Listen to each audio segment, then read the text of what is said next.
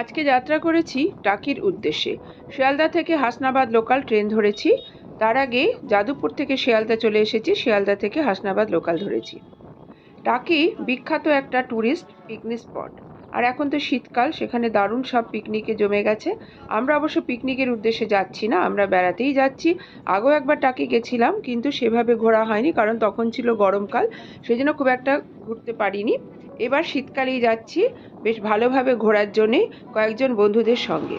টাকি স্টেশন থেকে টোটো রিজার্ভ করে চলেছি প্রথমে রামকৃষ্ণ মিশন দেখতে। রামকৃষ্ণ মিশন আশ্রমে চলে এসেছি। দেখে নিন এখানকার রামকৃষ্ণ মিশন। গেট খোলাই ছিল, ভেতরে ঢুকে আমরা সবাই আগে প্রণাম করে নিলাম, তারপরে বেরিয়ে এসে দেখছি এখানকার সুন্দর বাগান। দেখুন গাঁদাগুলো বেশ সুন্দর ফুটে রয়েছে, আর বাগানে পরিচর্যা করছিল দুজন মালি। বাগানটা বেশ সুন্দর, পরিষ্কার পরিচ্ছন্ন এবং সুন্দরভাবে এটা রক্ষণাবেক্ষণ যে করা হয় তা বোঝাই যাচ্ছে। শীতকালের ফুল গাছ সবে লাগানো হয়েছে, কিছু কিছু ফুল হয়েছে, এখনো কিছু ফুল ফোটা বাকি রয়েছে। পুরো আশ্রমটাই আমরা ঘুরে ফিরে দেখছিলাম। দেখতে পেলাম এখানে রয়েছে টাকি রামকৃষ্ণ মিশন উচ্চ বিদ্যালয়। এটা ঘোরা হয়ে গেলে আমরা এবার বেরিয়ে পড়বো এখান থেকে। এবার যাব আমরা টাকি রাজবাড়ি, টাকি পূবের রাজবাড়ি। টাকি পূবের রাজবাড়ি আমরা চলে এসেছি।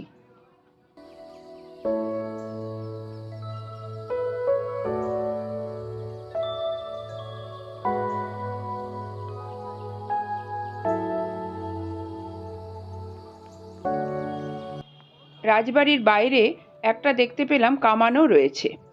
এবার আমরা ভেতরে ঢুকবো। ভেতরে ঢুকে এসেছি, দেখছি ভেতরটা। রাজবাড়ির বৈঠকখানায় ঢুকে যেন অতীত আমাদের সামনে এসে ধরা দিচ্ছে। 400 বছরেরও পুরনো এই রাজবাড়ি, যার ঐতিহ্য এখনো অটুট। রাজবাড়িতেই রয়েছে একটি মিউজিয়াম, যেখানে পুরনো অস্ত্রশস্ত্রগুলো রয়েছে। জানলা দিয়ে মিউজিয়ামটা আমরা পরিদর্শন করলাম। এরপরেই টোটোওয়ালা আমাদের বলল পেছনের দিকে যে পুকুর রয়েছে সেখানে ঘুরে আসার জন্য। রাজবাড়ির পুকুর, সেই পুকুরের দিকেই চলেছি। এখানে দেখছি দুর্গাপুজো হয়েছে, সেই ঠাকুরই এখানে রয়েছে। এখানে প্রতি বছর দুর্গাপুজো হয়, সেই বহু দিনের পুরনো এই দুর্গাপুজো এখনও সেটা রয়ে গেছে। উত্তরসূরিরা এই পুজো এখনও চালিয়ে আসছেন। পুকুরের ঘাটটার দিকে এবার আমরা চলে এসেছি। এখানেই নাকি রাজা ও রানী স্নান করতেন, এই পুকুরের ঘাটে। ঘুরে ফিরে দেখলাম, তার সঙ্গে একটু ডিম সেদ্ধ আমাদের খাওয়া হয়ে গেল। এরপরে আমরা চলে এলাম ব্রেকফাস্ট করতে। ব্রেকফাস্টে নিয়ে নিলাম চাউমিন আর 1 কাপ করে চা। এবার চলেছি ইছামতি নদীর পাড় দিয়ে, টোটো করে যাচ্ছি। টোটোওয়ালা বলতে লাগলো ওপারেই রয়েছে বাংলাদেশ। আমরা সকলেই জানি টাকিতে রয়েছে ইন্ডিয়া ও বাংলাদেশের বর্ডার। এটা একটা বর্ডার এলাকা। প্রশস্ত ইছামতি নদীর সৌন্দর্যই অপরূপ।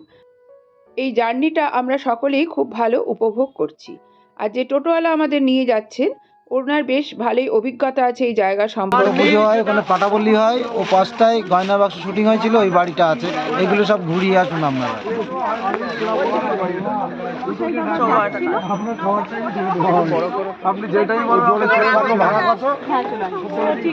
আমরা সবাই এই টোটোওয়ালার সাথে একটা ছবি নেব বলে দাঁড়িয়ে পড়লাম।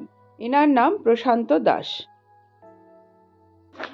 কিন্তু এই বাড়িটাও ব্যবহার হয়েছে। এটাও হয়েছে, হ্যাঁ, কারণ হ্যাঁ। কি কঙ্কনা যখন এসে হ্যাঁ। ভোরবেলা অন্ধকার থাকতে দরজাটা খুললো, তখন ওই দরজাটা আমি এই এইটাই দরজাটা, খুঁজছিলাম। হ্যাঁ। এটা হয়েছে পুরোটাই হচ্ছে গয়না বাক্স শুটিং এখানটাই পুরোটা। হ্যাঁ, এটা সবচেয়ে পুরনো বাড়ি। তারপরে এই একটা বাড়ি আছে পুরনো। হ্যাঁ, ওটা তো রিপেয়ার করা হয়েছে, মানে ওটাও পুরনো ছিল, রিপেয়ার করা হয়েছে।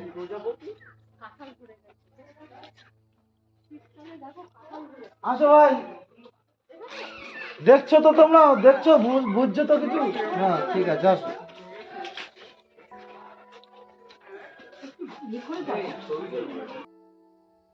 এখানেই দেখতে পেলাম সাবু গাছ। এরপর চলে এলাম গুড় কিনবো বলে, গুড় আর পাটালি। প্রশান্তবাবুই আমাদের এক জায়গায় নিয়ে গেলেন, সেখানকার ছবি আপনাদের দেখাচ্ছি। এখান থেকে আমরা গুড় আর পাটালি কিনে নিলাম। এখানেই পাটালি তৈরি হচ্ছে, গুড়ও তৈরি হচ্ছে। চারিপাশে গুড় জাল দেওয়ার একটা সুন্দর গন্ধ ভেসে বেড়াচ্ছে। ওই বাড়িতেই দাঁড়িয়ে খেয়ে নিলাম ডাবের জল।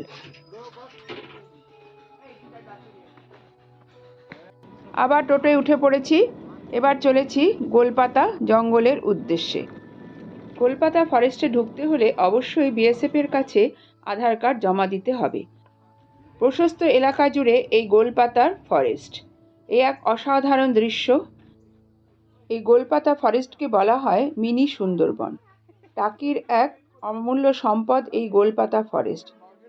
সমস্ত রকম ম্যানগ্রোভ ট্রি এখানে দেখতে পাওয়া যায়। এই ম্যানগ্রোভ ফরেস্ট থেকেই দূরবীন সহযোগে দেখা যায় বর্ডার। ইছামতি নদীর ওপারেই বর্ডার এলাকা। ফরেস্টের মধ্যে দিয়েই রয়েছে কনক্রিটের রাস্তা, যেটা ধরে সহজেই এই ফরেস্টে ঘুরে বেড়ানো যায়। এবার আমরা সেই টোটো নিয়ে চলে এসেছি হাসনাবাদে। এখানে আমরা বোটিং করব। গোলপাতা জঙ্গল থেকে বেরিয়ে আমরা লাঞ্চ সেরে নিয়েছি। এবার আমরা উঠে পড়েছি বোটে। বোটে করে এবার আমরা যাব বর্ডার এলাকার কাছাকাছি। যদিও বর্ডার এলাকা যাওয়ার কোনো পারমিশন নেই, দূর থেকে দেখেই আমাদের ফিরে আসতে হবে।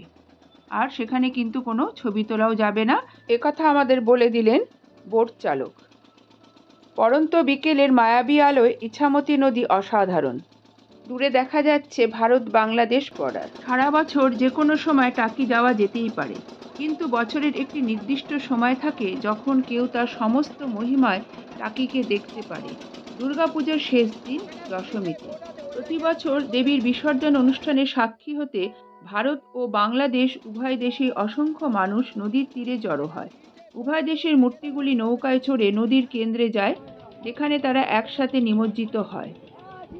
মন্ত্রমুগ্ধকর এই দৃশ্য যেমন এক কথায় অসাধারণ, তেমনি জাতির মধ্যে সম্প্রীতির বার্তাও প্রচার করে। এবার ঘরে ফেরার পালা। হাসনাবাদ থেকেই আমরা ট্রেন ধরে চলে এলাম শিয়ালদা, সেখান থেকে যে যার বাড়ি। একদিনের এই ভ্রমণ সংক্রান্ত ভিডিও এখানেই শেষ করছি। যদি ভিডিওটি ভালো লেগে থাকে তাহলে চ্যানেলটি সাবস্ক্রাইব করার জন্য অনুরোধ থাকলো। পরবর্তীকালে অন্য কোনো ভিডিও নিয়ে আবার আপনাদের সামনে হাজির হয়ে যাব। ধন্যবাদ।